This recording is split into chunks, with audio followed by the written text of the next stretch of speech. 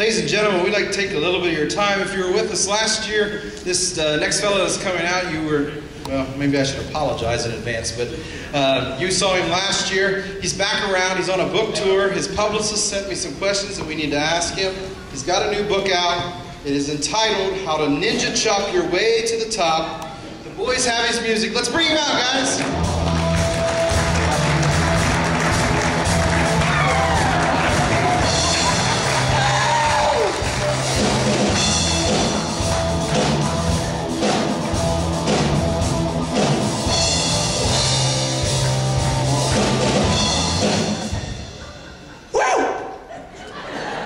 I tell you folks, this here's Diamond Dave, the president and CEO and founder of Diamond Dave's a Ninja Teaching School, where you will learn the basic fundamentals of self-defense, such as my patented moves, the Judy Chop, the Ninja Chop, and the Karate Chop. And the most important move might be the Kung Fu Kick. And I'm here to promote my new book. All right, will you tell the folks what kind of book this is? Well, I'll tell you, it's a self-help book, because I know a lot of you folks out there tonight, you're looking at Diamond Dave and you're thinking, Diamond Dave, you've got it all together. Show of hands, is there anybody thinking that? You're thinking to yourself, Diamond Dave, you're good looking, you're successful, you're good looking. You've got a successful career and things. You seem to have it all, but I tell you what, Diamond Dave hasn't always been this way. There was a time when Diamond Dave was a lump of coal, and Diamond Dave had to be knocked down a few times and pick himself back up to become the man you see today.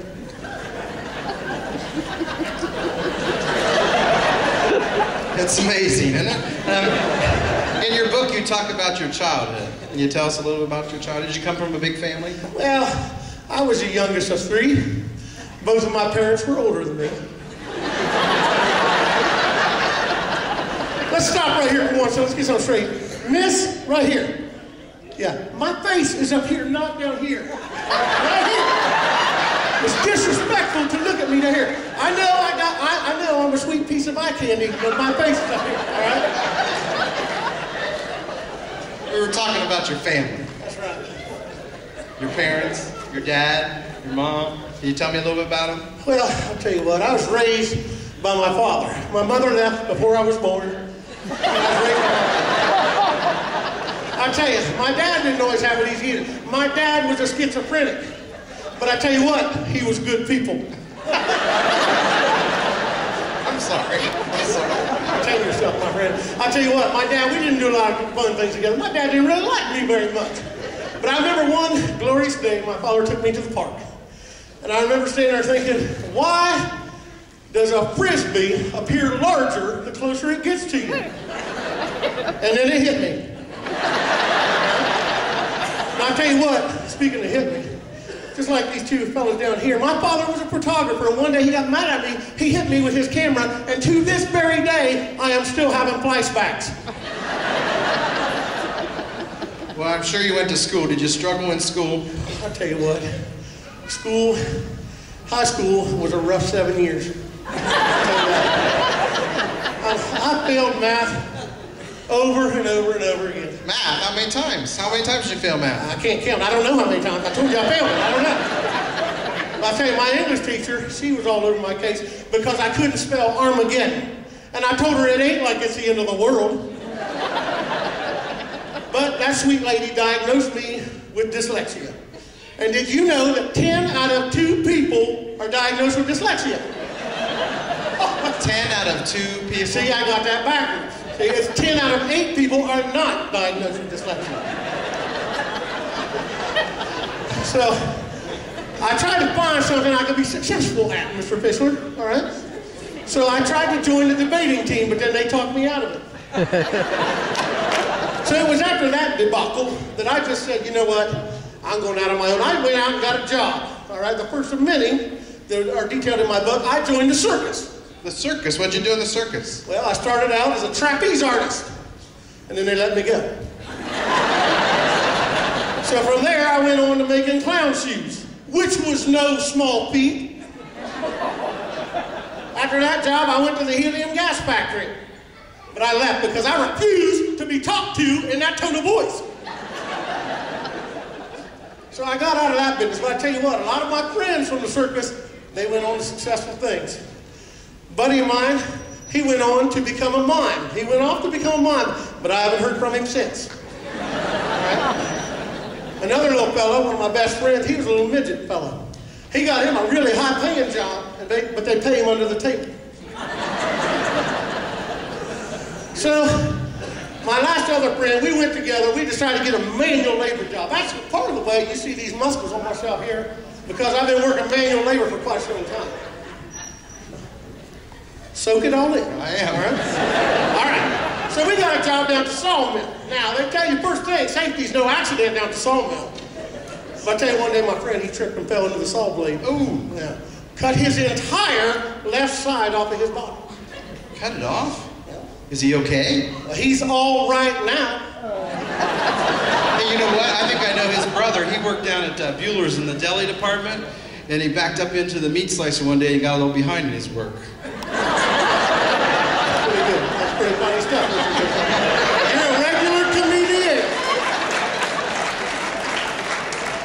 But I tell you what, one thing leads to another. I was down there visiting my friend at the hospital over and over, and I decided, Diamond Dave, maybe serving people is what you should be doing. So I got a job at the hospital. That's good. As an orderly. What'd you do there?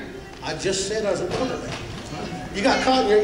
They use cotton balls to stuff dead people down that Peter hole. He got some in his ear, apparently. Anyway, I got that job at the hospital. They fired me though. Why? They caught me. I was farting on the elevator.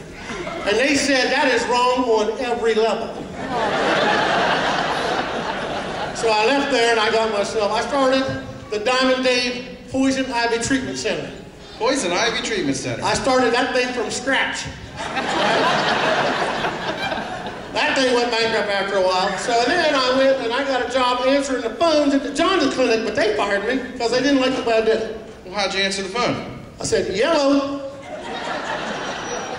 At the Jaundice Clinic, you said yellow. I don't know what the problem was. So, anyway, I tell you what, down at the hospital, you see some interesting things down there. This one girl came in down there. She had some kind of skin fungus. And it was, basically she was growing lettuce on her skin. She had lettuce leaves coming out like from under her pants and undergarments and things. And I said, ma'am, I've never seen anything like that. And she said, this is just the tip of the iceberg.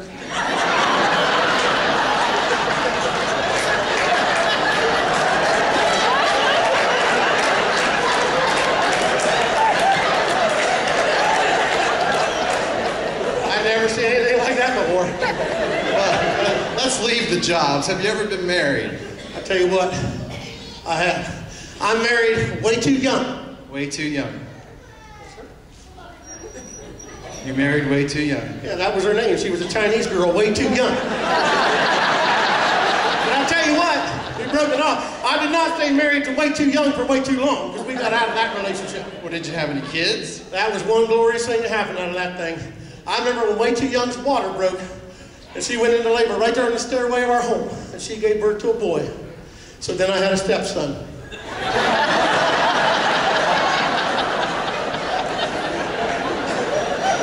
But I tell you what, he's climbing up in this world, I tell you that much. So are you dating now? Well, I'm not right now, but I tell you, I was in a serious relationship with a homeless girl. It was getting so serious, she asked me to move out with her. But see, I broke it off. She had no sense of humor. She didn't get my knock-knock jokes. She was always bouncing around. She wanted someplace with better curb appeal.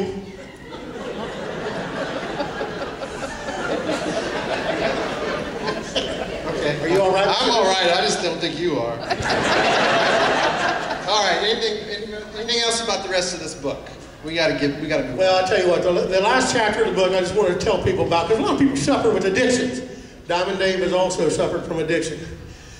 I was addicted to soap for a long, long time, but I'm proud to say I have been clean for 3 years. That's the final part of the book. I just want you folks to know, you can chop your way to the top with Diamond Dave's book. I'll be out here after the intermission here signing autographs. I thank you so much for your time, folks. Diamond Dave, everybody.